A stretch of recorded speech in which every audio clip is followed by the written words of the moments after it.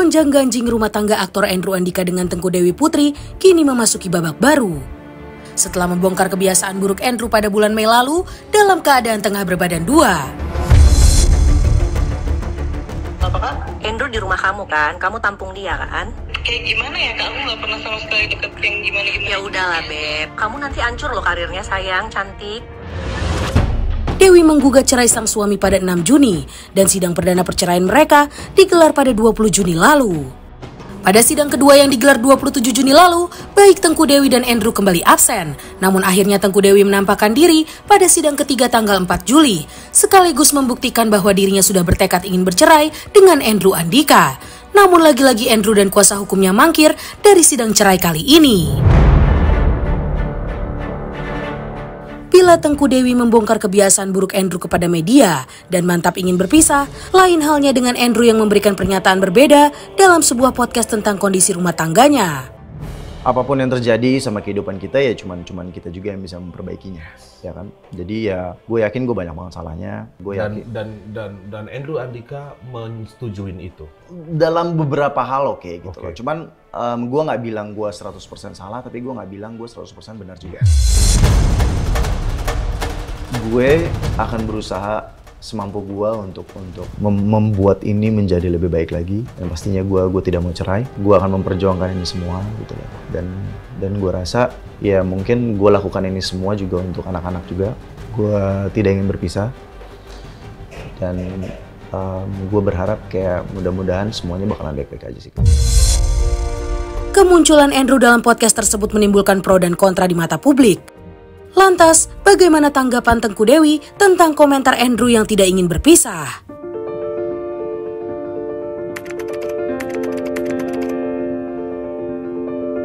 Harusnya dia introspeksi diri dulu sih. Maksudnya jangan terburu-buru gitu gara-gara ditanya lagi podcast dia langsung ngomong kayak gitu. Maksudnya ini bener nggak mau pisahnya ini soal apa nih? Apakah takut nanti jadi jarang ketemu sama anak?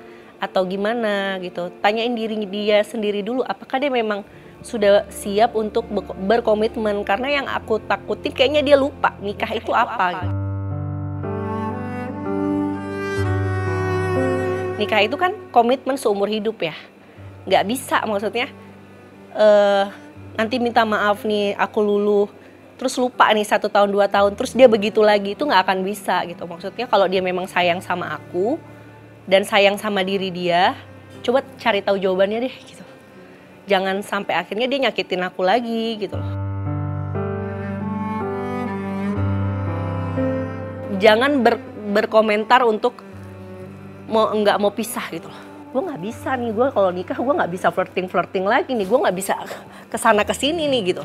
Karena ini banyak menyangkut banyak masa depan ya, terutama masa depan aku gitu. Dikenal sebagai pasangan yang adem ayem, publik sontak dibuat terkejut akan keputusan Tengku Dewi membeberkan kebiasaan Andrew saat dirinya sedang menunggu kelahiran anak kedua mereka. Kepada Suara Hati, perempuan 36 tahun ini menceritakan alasannya ingin menggugat cerai sang suami meskipun dalam keadaan hamil. Tadinya juga aku nggak cari tahu soal menggugat cerai itu boleh nggak kalau lagi hamil. Ternyata setelah aku konsultasi sama lawyer aku, ada beberapa poin yang memang kita boleh menggugat di saat kita sedang hamil kayak gitu. Nah alasannya kenapa harus sekarang, kenapa nggak nanti, karena menurut aku kalau misalnya ada masalah nih nggak kelar, itu akan menumpuk dan jadi beban juga ya. Aku pengennya sih nanti pas lahiran udah tenang gitu loh, udah clear nih satu persoalan ini, jadi bisa fokus ke hal lain gitu loh. Kayaknya lebih ke hubungan yang kalau dilanjutin lebih nggak sehat aja sih, cuma masalah waktu aja nih.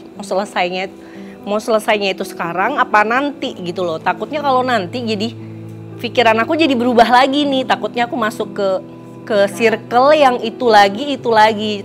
Aku malah takut membuat kesalahan yang jadi aku mendenial lagi gitu loh.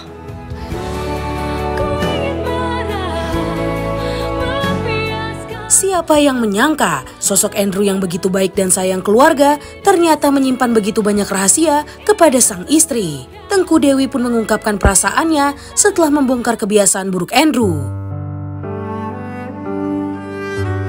Sebelumnya udah pasti udah sering terjadi ya. Kalau nggak mungkin dia baru melakukan satu kali kesalahan aku langsung berkoar-koar gitu membuka aib suami. Itu nggak akan mungkin aku lakukan. Itu sudah sering terjadi dan sudah sering aku omongin juga, udah sering diingatkan juga, sampai diancam juga udah.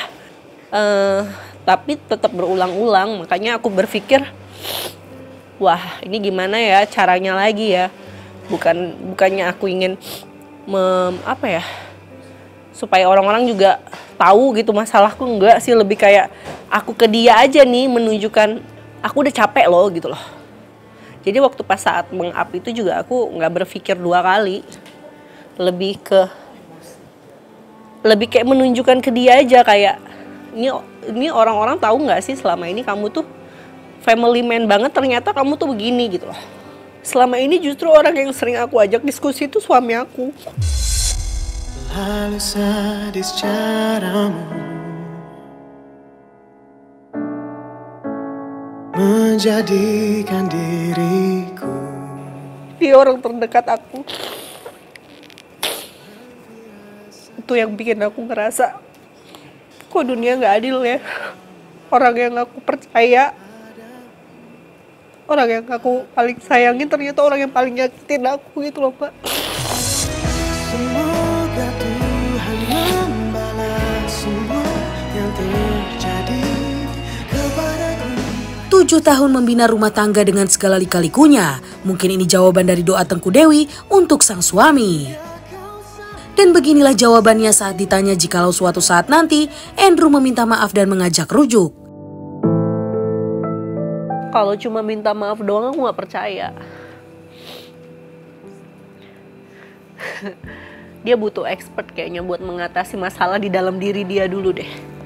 Karena dia gak sadar apa yang dia lakuin itu nyakitin aku dan ngancurin semuanya. Aku gak mau kesannya nanti kalau ya kita kan gak pernah tahu ya, misalnya balik nih, dia kayak di penjara gitu loh, Dok. Cuma karena dia terikat pernikahan, tapi sebenarnya diri dia tuh bukan diri dia gitu.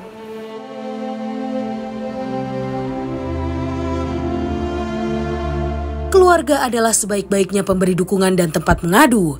Lantas bagaimana komunikasi Tengku Dewi dengan keluarga Andrew setelah berita tentang Andrew viral? Karena memang aksesnya aku blok juga, karena aku takut mengganggu keputusan aku. Bukan berarti aku benci sama mamanya ya, tapi untuk sementara aku stop dulu komunikasi sama mamanya supaya aku fokus dulu lah sama keputusan aku gitu. Untungnya sih mamanya sih ngerti sih, maksudnya mengerti posisi aku gitu. Jadi mamanya juga walaupun aku sebenarnya nggak tega gitu nyakitin keluarganya juga kan, karena keputusan aku, tapi aku nggak mau seorang nenek itu jadi kayak ada gap gitu, nggak bisa ketemu cucu gitu. Aku nggak mau, karena mamanya juga sayang banget kan sama cucunya gitu.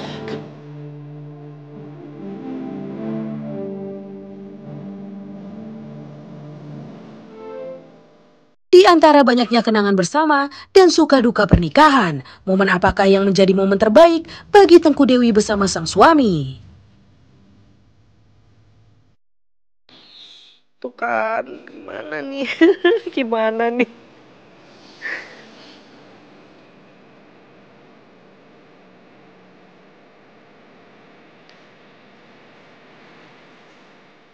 Apa ya?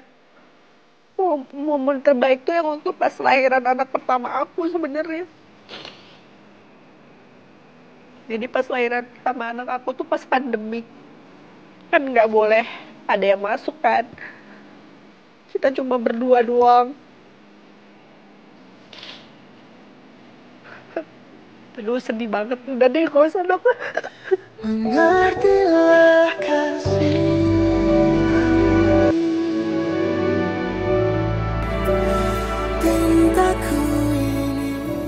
Seolah tidak percaya, publik dibuat bertanya-tanya perihal alasan Andrew tega berselingkuh dari Tengku Dewi.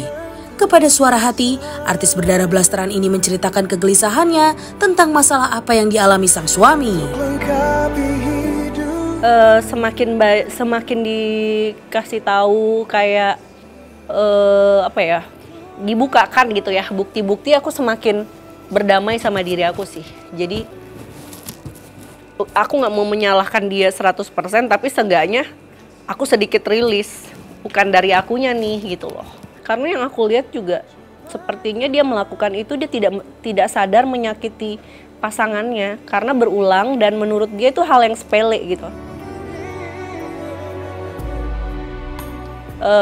Terlihat di saat kayak kita membegging gitu kan, tolong ini, iya, itu kayak gampang banget gitu loh, kayak ini mah cuma masalah kecil lah, nggak usah dipikirin, nggak ada artinya, kayak kesannya kayak gitu. Tapi itu berulang dan menjadi habit ya, secara nggak langsung kan menyakiti pasangan ya, menyakiti hubungan juga.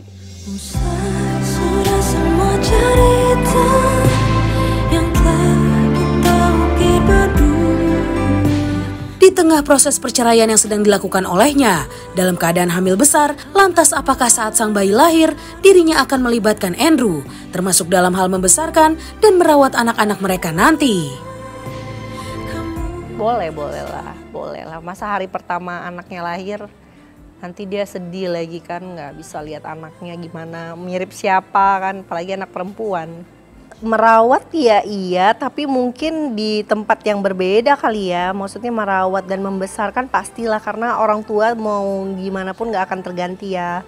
Cuma memang waktunya sekarang ada waktu masing-masing lah, ntar dibagi-bagi aja. Perpisahan apapun pasti menyakitkan dan menimbulkan luka, tak terkecuali anak-anak Tengku Dewi dan Andrew. Namun perempuan cantik ini berharap bisa tetap menjadi orang tua yang baik untuk anak-anaknya, seperti yang diungkapkannya berikut ini. Mungkin situasinya kan kalau nanti itu udah berapa tahun yang akan datang ya, aku coba membayangkan mungkin pada saat itu, ya kita nggak pernah tahu, mungkin Andrew udah punya pasangan, atau mungkin aku juga udah ada seseorang gitu kan. Aku lihat banyak juga pasangan-pasangan yang bisa jadi co-parenting yang baik, tetap mereka punya pasangan atau hidup masing-masing, tapi pas anaknya membutuhkan orang tuanya bareng, mereka bisa jalan bareng. Aku pengennya sih kayak gitu ya, sesantai itu gitu loh. Dan dunia ternyata tak seperti harapanmu. Ku ada di sini